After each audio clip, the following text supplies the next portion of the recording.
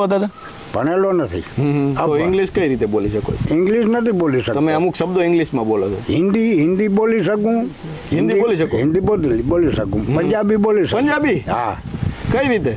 પંજાબી જો ગુજરાતીમાં એમ કઈ કેમ છો, હા કેમ છે બધા ડાયરો, કેમ મજામાં. પંજાબીમાં શું કહે? હા. સત શ્રી અકાલ પાજી, સત શ્રી અકાલ. હા કિદ્દા પ્રાવા હાલચાલ, કિદ્દા ચંગા પાજી ચંગા, ઓહો. કિન્ના કુડિયા, કિન્ને મુંડે.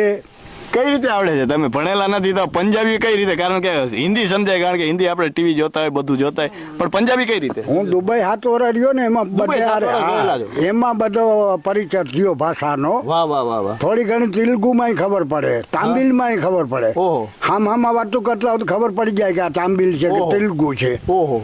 કર્ણાટકની જબાનમાં ખબર પડે. અરબીમાં પાણીને જે માય, આપણે કઈ પાણી, હા. હિન્દીમાં પાણી. પાણી. થોડો